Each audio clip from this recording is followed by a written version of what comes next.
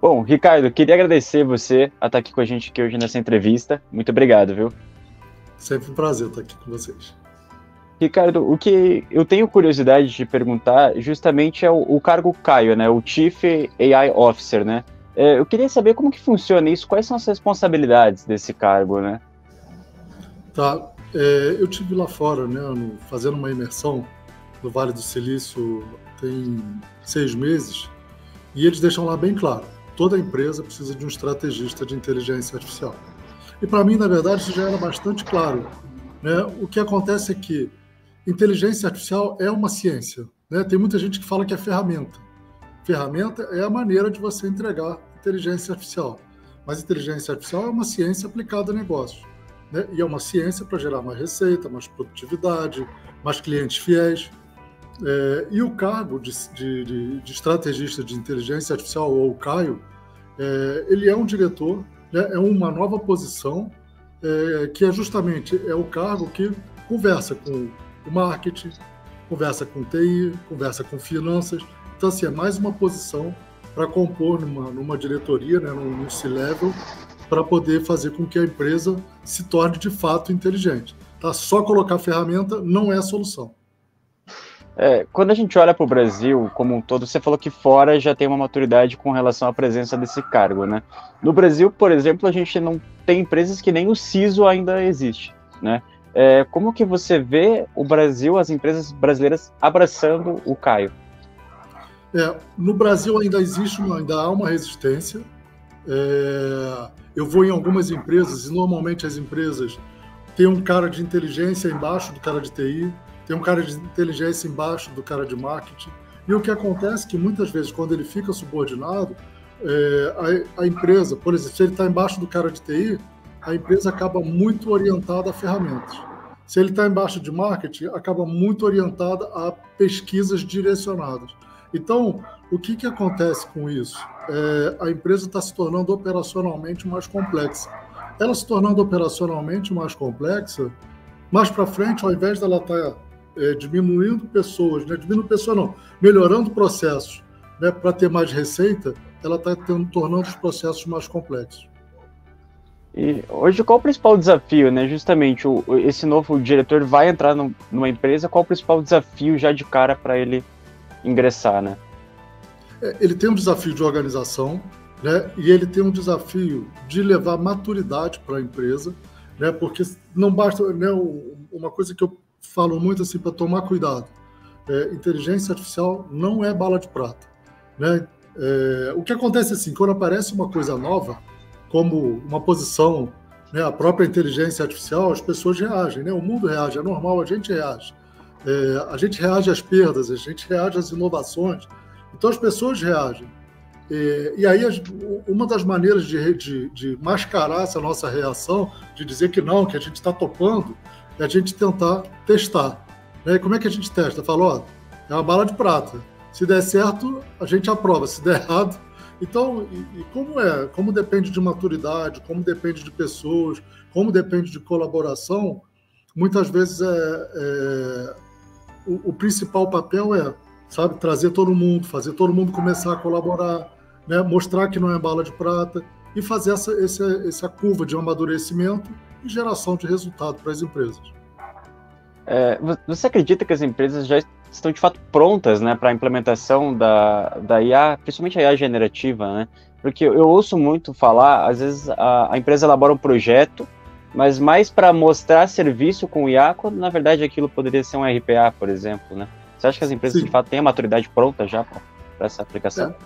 Eu acho que o mais importante é que, assim, se elas não tiverem, o concorrente vai ter, né? Porque a inteligência artificial está vindo já virou um tsunami.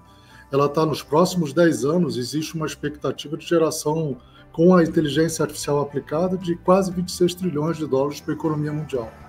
Para a inteligência artificial generativa, 4,4 trilhões de dólares para a economia mundial. As duas juntas, uma explosão. Então, assim, as empresas vão ter que se preparar, né? Porque o que acontece é que muitas vezes a resistência, as pessoas deixam de olhar para fora. E aí elas ficam olhando só para dentro e o mercado está avançando. Então, eu acho que elas estão pouco preparadas ainda, mas em algum momento o forceps vem, né? Vai ter que se ajustar a forceps. Perfeito. Ricardo, eu queria entender também qual o atual momento do Brasil com relação à IA generativa, né? Você acha que ainda está em momento de pesquisa, já implementação? Como você acredita? Eu acho que ela virou meio que uma febre, né? Porque a IA generativa ela tem um papel muito importante, ela ajuda bastante, mas tem que tomar cuidado para não virar uma febre que vire uma despesa muito grande. Então, assim, as pessoas estão usando, porque nós temos, né, a inteligência artificial a favor da empresa como um todo, né? Então, eu posso utilizar a inteligência artificial aplicada junto com a generativa para melhorar a minha interação, né, para fazer uma interação cada vez mais personalizada com os clientes. Lá fora eles chamam de hiperpersonalizada com meus clientes. Ou eu posso utilizar, por exemplo, a inteligência artificial generativa para melhorar os meus processos. Eu quero fazer uma apresentação, eu entro aqui numa inteligência, numa ferramenta de generativa, escrevo um texto e falo, olha, quero que você gere uma apresentação do outro lado. Então, aquela apresentação que eu levaria meio dia para fazer, vai levar meio minuto. Então, melhorou a minha produtividade. Então, para essa inteligência artificial generativa, a gente já está pronto. A gente gosta de usar, de fazer vídeos, de fazer imagens e tal. Agora, aquela que gera um valor mais forte para a empresa, a gente ainda está relutando. Ricardo, eu tenho acompanhado e achado muito o termo AI as a Service, né? E me gerou a dúvida, justamente, qual é a principal diferença de uma empresa contratar um modelo de IA, uma implementação de IA, ou fazer dentro da sua própria casa, né? Fazer dentro de casa isso. O que eu acredito, de fato, né, vamos supor, no mais básico de tudo, eu quero fazer um documento, você quer fazer um documento, mais ou menos o mesmo padrão. Se nós dois usarmos o ChatGPT, o documento vai variar pouco. Né? Quem vai fazer vai ser o ChatGPT. É como se tivesse alguém ali, né, que tem a mesma pessoa que trabalha para mim, trabalha para você, para gerar documentos. Quando a gente tem a nossa modelagem, tá? E aí eu não estou dizendo que a gente não deva usar o ChatGPT, eu estou dizendo que a gente deve usar sim.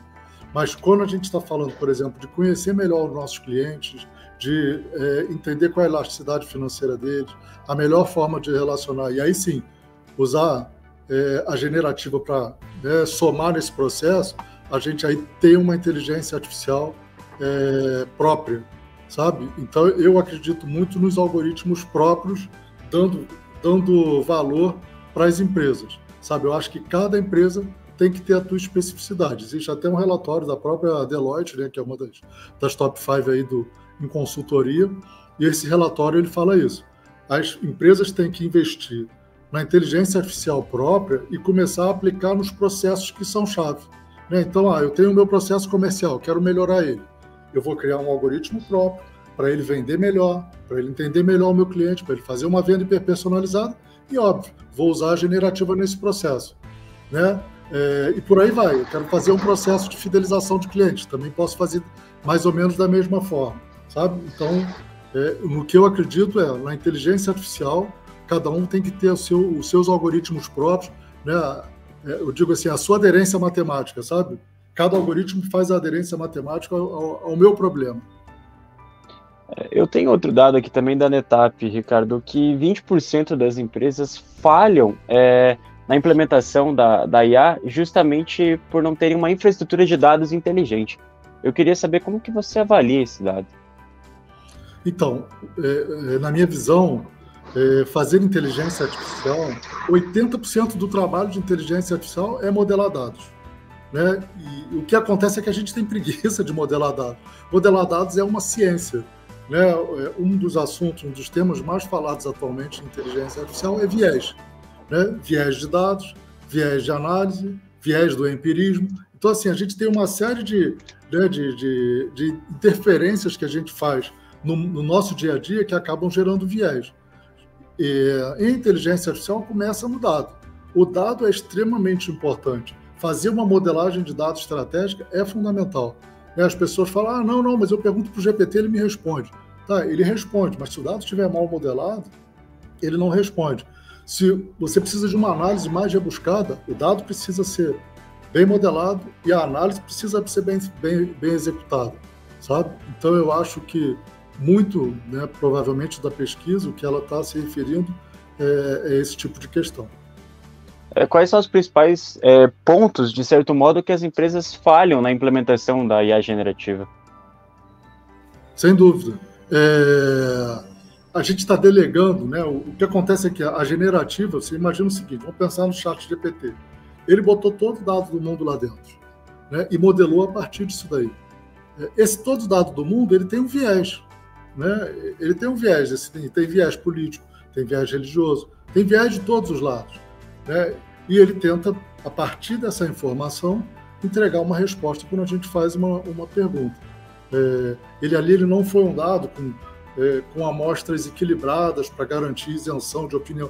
Na verdade, assim, ele é uma biblioteca do mundo, né? Com todas as suas modelagens e tal. Então, é importante estar atento a questões como essa, tá? Ricardo, para a gente encerrar nosso papo, eu queria saber de você quais são as suas expectativas para o restante deste ano, né, para o segundo semestre, com relação à IA generativa no Brasil. Olha, eu acho que está avançando muito, né? A gente está avançando, as pessoas estão utilizando cada vez mais. As pessoas, a minha preocupação é que as pessoas tenham medo de ficar de fora, né? Muitas vezes aquela história do FOMO, né? É o medo de ficar de fora e aí acaba com o uso indiscriminado. Mas eu acho que assim, a gente tem um uso forte, né? Mas a minha grande ressalva é não devemos esquecer que existe uma inteligência artificial aplicada, e essa inteligência artificial aplicada, né, se você pegar, né, eu peguei, para você ter uma ideia, eu peguei um MBA que foi lançado agora no mercado por uma instituição famosa, e estava olhando, eles estão falando muito da inteligência artificial generativa. Dentro da propaganda do MBA, eles falam de 8 cases. Os 8 cases são de inteligência artificial aplicada, porque é a inteligência que gera mais valor. Ela somada com a generativa, o valor é explosivo. Mas a generativa sozinha, ela não tem esse poder todo de me fazer individualizado, de te fazer se sentir individualizado.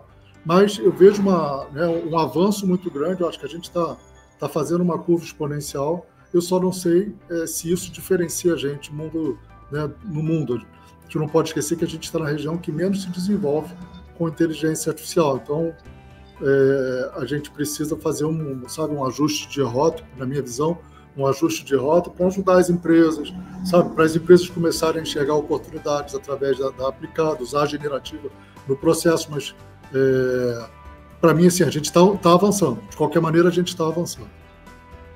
Perfeito, Ricardo. Eu queria agradecer todo o conteúdo que compartilhou comigo aqui hoje e espero revê-lo em novas entrevistas da The Insight. Muito obrigado. Legal, obrigado.